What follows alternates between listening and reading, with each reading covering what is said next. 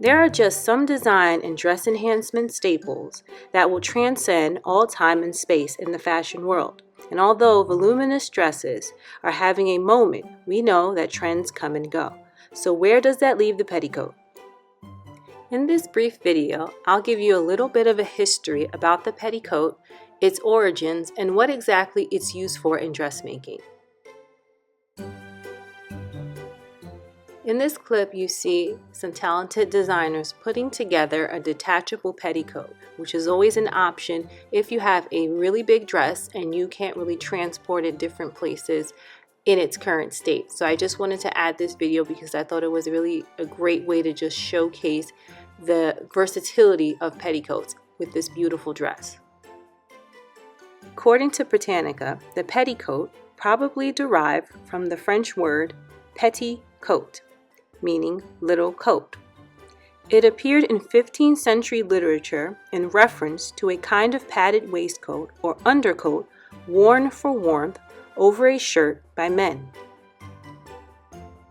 The petticoat eventually developed as a part of women's apparel by the end of the Middle Ages. A fashion icon, Henrietta Maria, born in Paris, France, 1609. Her style was often copied as she introduced softer styles and colors. Courtiers often wore the queen's favorite colors, which were orange, blue, gray, peach, yellow, and olive green. She was always in opposition to the stiff, more rigid designs at the time. In the 17th century, the outer skirt was looped up prominently, showing the petticoat underneath. Throughout most of the 18th century, the basic style of women's dress was the open robe, a garment that was put on somewhat like a modern-day coat. A separate skirt, known as the petticoat, was worn beneath, and the gap at the bodice covered by a stiffened panel called a stomacher, which was pinned in place to the robe by a series of tabs.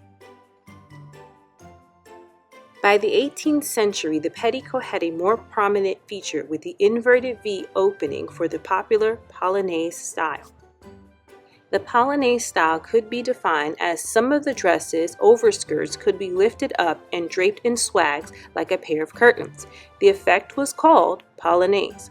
Although the word suggests Polish origin, the style originated in France. The fashion icon during this time was none other than Miss Marie Antoinette, the controversial historical figure. Even now, when we think of this period in historical fashion, her face dominates.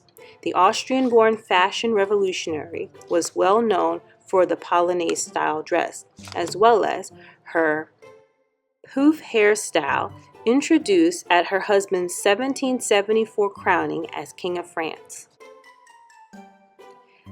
By the 1900s, skirts became less full and petticoats only visible when women lifted their dresses.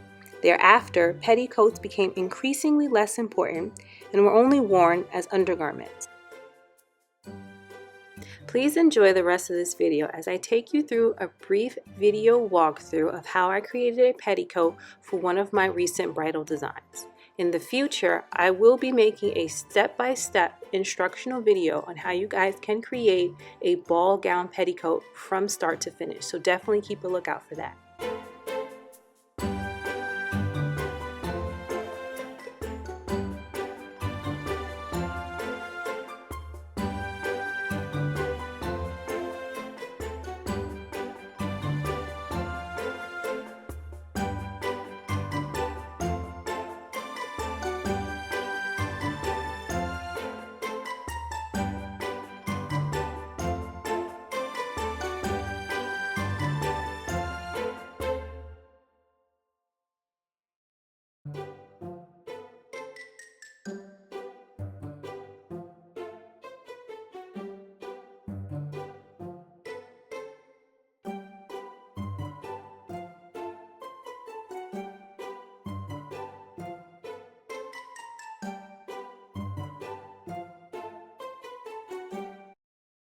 So what do you guys think? Are petticoats here to stay or in their last days? Let me know in the comments. Thank you for watching. Please make sure you like, comment, and subscribe. Until next time, make like a lady.